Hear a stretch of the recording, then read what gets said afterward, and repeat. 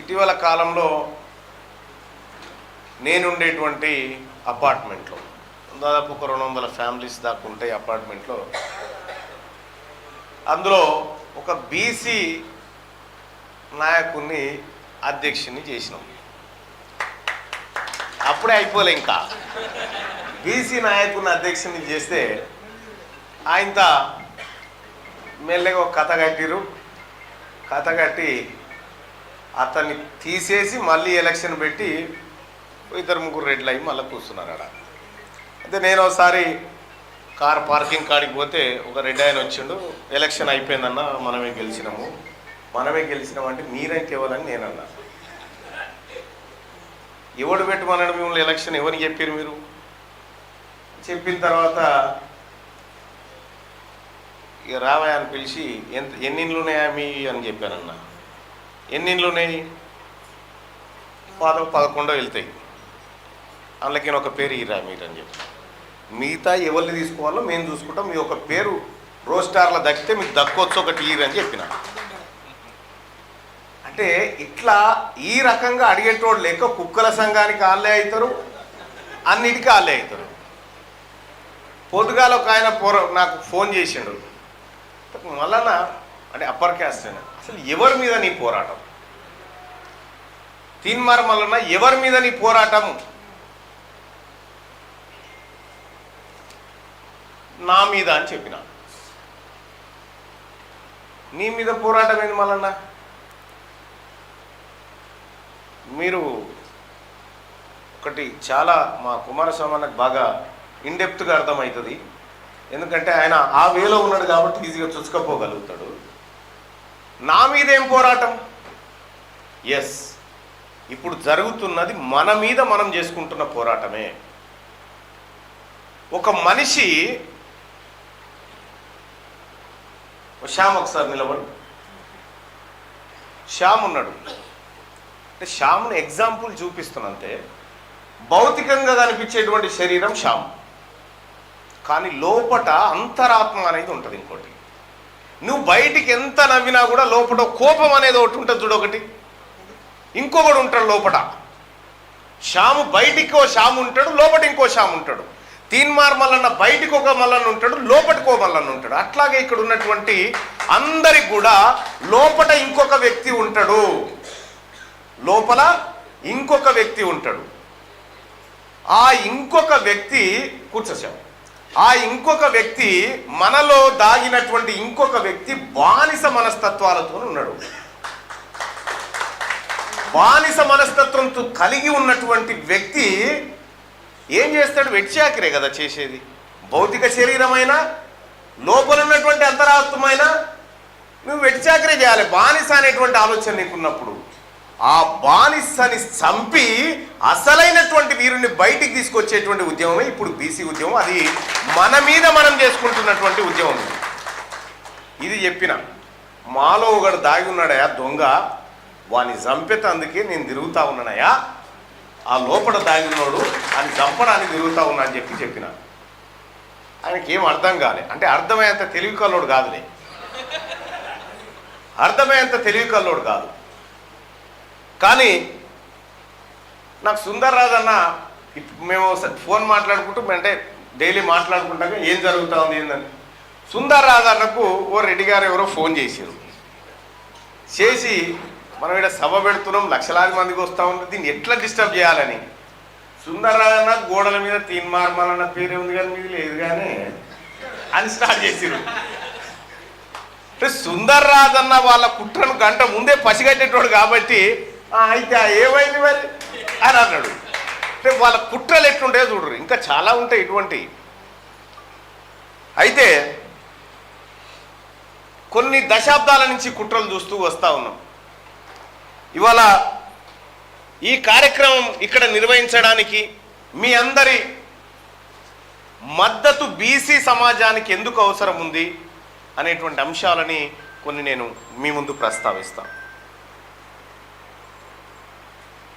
సోదరులారా, విద్యుత్ ఒకప్పుడు ఈ విద్యుత్తును చూపెట్టి ఒక ఆయన పవర్లోకి వచ్చిండు. ఈ విద్యుత్తుని కారణంగా చూపెట్టి ఇంకొక ఆయన పవర్లోంచి దిగిపోయాడు. ఉచిత విద్యుత్ అని ఒక ఆయన వచ్చిండు, అసలు కరెంటే ఎత్తలేడినా అని ఇంకో ఆయన దిగిపోయాడు. అంటే విద్యుత్ అనేటువంటి అంశము రాష్ట్రంలో ప్రభుత్వాలను మార్పిడి చేసేటువంటి శక్తివంతమైనటువంటి వస్తువుగా ఈ రాష్ట్రంలో ఉంది. విద్యుత్ అనేటువంటి అంశం ఈ రాష్ట్రంలో ప్రభుత్వాలను మార్చగలుగుతుంది అనేటువంటి అంశం స్పష్టత ఉందా మీకు? ఉన్నట్టేనా? ఒకరిని దించగలిగే శక్తి ఉన్నటువంటి ఈ సంస్థకు ఒకరిని ఎక్కించగల శక్తి కూడా ఉందన్న విషయాన్ని మర్చిపోదు. మరి తెలంగాణ రాష్ట్రంలో ఉన్నటువంటి బీసీలను అధికార పీఠం పైన కూర్చుండబెట్టేటువంటి అత్యంత శక్తివంతమైన సంఘం ఈ బీసీ విద్యుత్ ఉద్యోగుల సంఘం. మీరే చెప్పినారు ఇప్పటిదాకా పొలిటికల్ పవర్ పైపు ఆలోచన చేస్తలేరు మన వాళ్ళని చెప్తా ఉన్నారు. పొలిటికల్ ఏదో వాళ్ళ తాత జాగీరైనట్టుగా, వాళ్లకు మాత్రమే వస్తాయి అన్నట్టుగా, వాళ్ళు మాత్రమే చేయగలుగుతారు అన్నట్టుగా, వాళ్ళు పట్టదారులు అయినట్టుగా, పానీలలో వాళ్ళ పేర్లు రాసినట్టుగా, ఇవన్నీ దొంగ మాటలు. ఇవన్నీ ఇవాళ తెలంగాణ రాష్ట్రంలో తీన్మార్ మల్లన్న మా కుమారస్వామి చెప్తా ఉండు, గడికోసారి అధికార పార్టీలో ఉండు మల్లన్న సూచన చేస్తా ఉన్నా, డిమాండ్ చెప్తా ఉన్నట్టు. నేను ఎందులో లేను, నేను మీ గుండెల్లో ఉండాలనుకుంటున్నాను అని.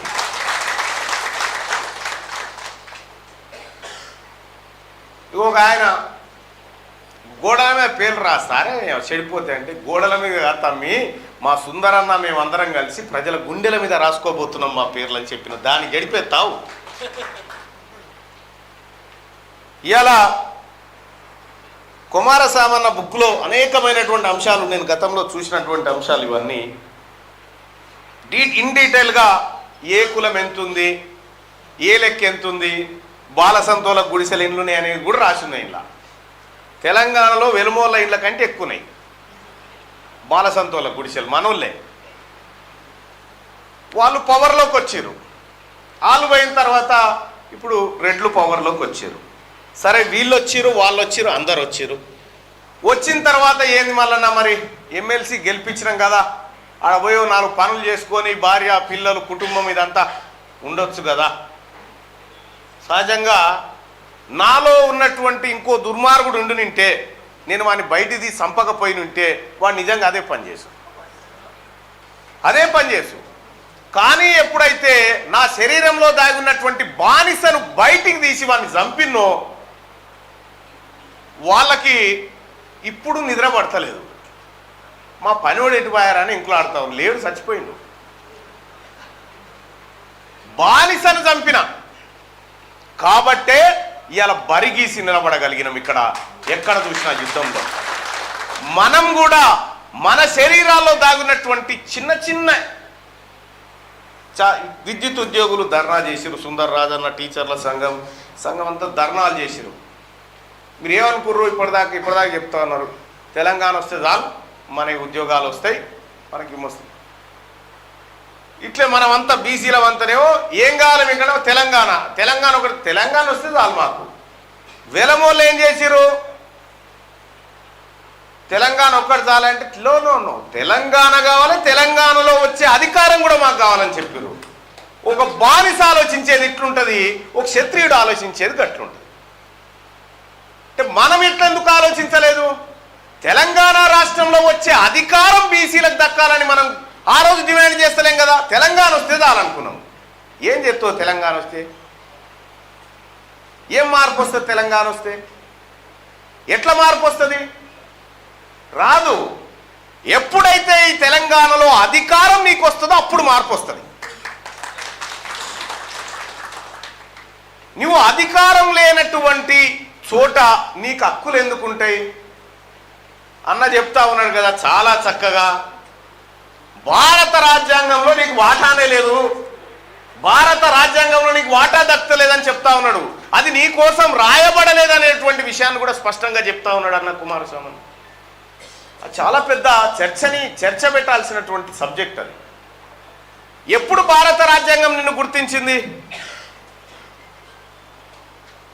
సపోజ్ ఒకటి చెప్తా ఉన్నా, ఒక రెడ్డి గారి ఇంట్లో కార్యమవుతుంది, కార్యమైతా ఉంటే